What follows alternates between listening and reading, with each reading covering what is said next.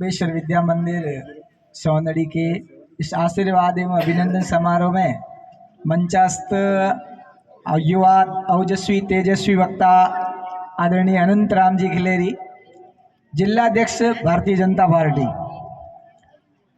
मंचस्थ हमारे विष्णु समाज के जिला अध्यक्ष आदरणीय पेमाराम जी,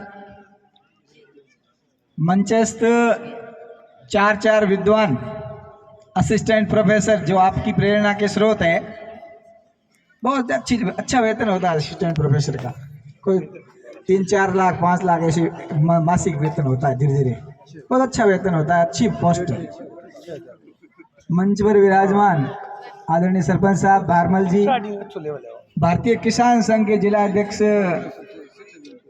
आदरणीय जगराम जी, भारतीय किसान मोर्चा के जिला अध्यक्ष आदरणीय बुरखाराम जी, इस संस्था के संस्था प्रधान, सम्मानित मंच, गांव से पधारे हुए सम्मानित जनों, प्रिय विद्यार्थियों, बहुत थक गए ना।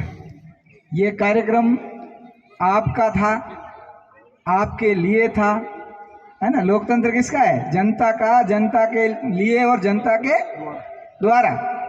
लेकिन हम बीच में आ गए डिस्टर्ब करने के लिए सब। आपके कार्यक्रम में मुख्य बात ये है कि ये कार्यक्रम आपका है, तो आपके बारे में बात हो।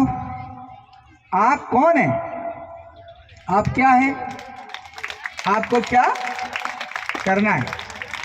देखो, आप सबसे शक्तिशाली व्यक्ति है इस धरती पर, आप सबसे शक्तिशाली है।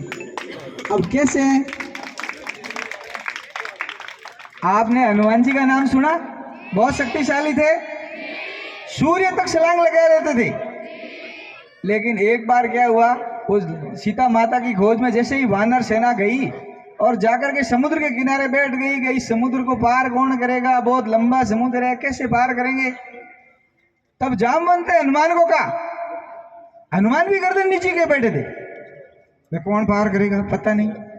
जामवंत ने कहा कि अरे हनुमान, आप तो बजरंग बली हो, पवन पुत्र हो, सूर्य तक छलांग लगा सकते हो, और आप गर्दन नीचे किए बैठे हो। ओ, हनुमान जी को पता लगा कि मैं तो बहुत ताकतवर हूं, और विराट रूप धारण किया और एक छलांग में समुद्र को लांगा। सीता माता की खोज की और लंका भस्म करके वापस आई। वो हो आप लोग, वो हनुमान हो आप।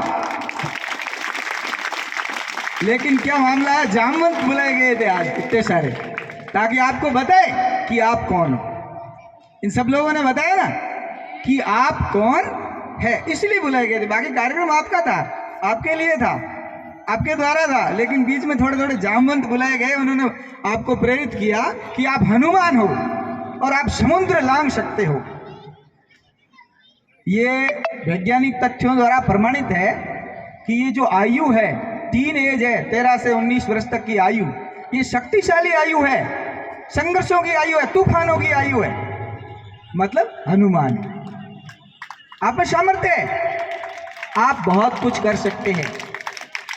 और बताया था अपने चैनाराम जी असिस्टेंट प्रोफेसर ने कि जीत कछुए की होती है ना, होती है, बिल्कुल होती है। मैंने देखा है, मैंने देखा है ना। अब मैं कैसे देख सकता हूँ, आप बताओ। मेरे साथ में पढ़ने वाले ऐसे लोग थे जो बड़ी मुश्किल से कक्षा 10वीं और 12वीं को पास किया उन्होंने। सप्लीमेंट्री आई 2, 3, 4, और फिर लगातार पढ़ाई की। एक व्यक्ति ने 3rd ग्रेड टीचर की परीक्षा थी, और वो व्यक्ति, उसके भाई की शादी थी, सगे भाई की शादी थी, वो आया नहीं। 1 महीना पहले, परीक्षा से 1 महीना पहले शादी थी, लेकिन उसने अपनी निरंतरता नहीं तोड़ने का प्रण लेकर रखा था, इसीलिए वो शादी में नहीं आया। हम लोग गए, आराम से शादी का आनंद लिया और वापस आए। बानी ने देवरी वाली रीली बनावनी रही है जी, और उस व्यक्ति का चयन हुआ। कछुआ था कि नहीं था? और उसी व्यक्ति का दोबारा 2017 में व्याख्याता की परीक्षा में चयन हुआ। जीत हमेशा कछुए की होती है, चैनाराम जी ने बता दिया था। और अब्दुल कलाम, अपने जो एपीजे अब्दुल कलाम थे राष्ट्रपति, उन्होंने कहा था कि टॉप ब्रेन है वो लास्ट बेंच में बैठता है, back benchers are the most genius students.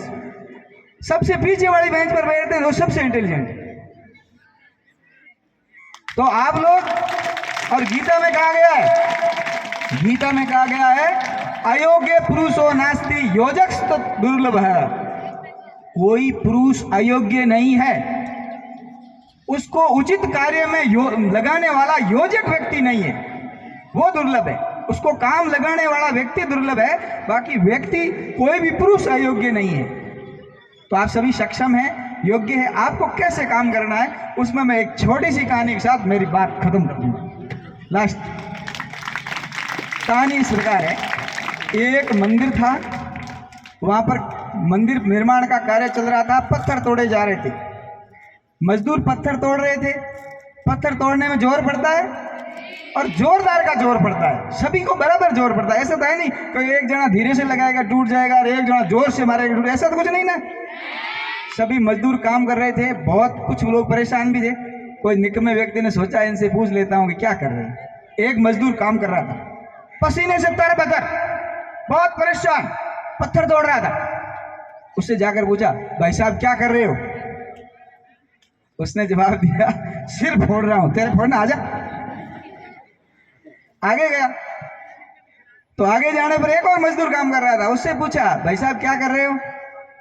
तो कि मैं तो क्या करूं साहब, पेट बोलो है, मजदूरी करा, पेट भरण हारू करनी पड़े, मंदिर को कहा मैं करा के करा। दूसरे ने क्या जवाब दिया, पेट बोला है, मजदूरी कर रहा हूं। तीसरे के पास गया तो तीसरा मजदूर अपनी धुन में मस्त था और बहुत भजन गाए जा रहा था और पत्थर तोड़े जा रहा था। ओम जय जगदीश हरे, तेजी से तोड़ रहा था। और उसके पास जाकर आया गया और पूछा, भाई साहब सुने ही नहीं। भाई साहब हाँ बोलो बोलो, क्या कर रहे हो? तो कि मैं तो पत्थर तोड़ रहा था और मस्त था, पता ही नहीं चला आप कब बता। हाँ, पत्थर तोड़ने का सौभाग्य मिला, वो भी मंदिर के पत्थर तोड़ने का, बहुत आनंद में हूं मैं। अब ठीक है, बात तो पूरी हो गई, लेकिन तीन ही लोग थे, तीन तरह के लोग थे, तीनों एक ही काम कर रहे थे, बराबर जोर पड़ रहा था। लेकिन एक व्यक्ति बहुत परेशान था, एक व्यक्ति मध्यम स्तर में था, ठीक ठीक था, और एक व्यक्ति बड़े आनंद में था। बस यही बात है, आपको पढ़ना है। कैसे पढ़ना है? पत्थर सिर फोड़ने की तरह, या पेट भरने के लिए मजदूरी करनी है, या आनंद के साथ पढ़ना है? तो सभी आनंद के साथ आगे बढ़े। सारे अवसर है आपके पास, आपके पास सारे अवसर है, आप उसका फायदा उठाएं। अब अंत में मैं आप सभी को एक शुभकामनाएं दूंगा।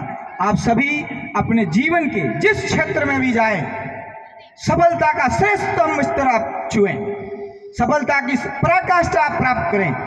मैं आपको आपके सामने उदाहरण दूंगा अनंत राम जी का। जरूरी नहीं कि आप शिक्षा के क्षेत्र में ही आगे बढ़ें।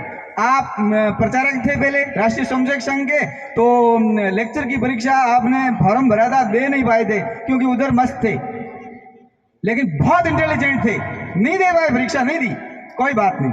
लेकिन आज जिस क्षेत्र में आए हैं, तो जिस स्तर पर पहुंचे, सर्वश्रेष्ठ स्तर पर पहुंचे, ये पहुंचने का कारण क्या रहा कि जिस क्षेत्र में ही गए सर्वश्रेष्ठ रहे।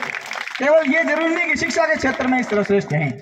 आप लोग इस विद्यालय की मेरिट में आए, आपको स्कूटी मिले, पद्माक्षी पुरस्कार मिले, आप ब्लॉक की मेरिट में आए, आप जिले की मेरिट में आए, मैं तो कहता हूं राजस्थान की मेरिट आए, और उसमें यदि पहला नाम किसी का हो तो आप में से किसी का हो, आपको बहुत बहुत बधाई।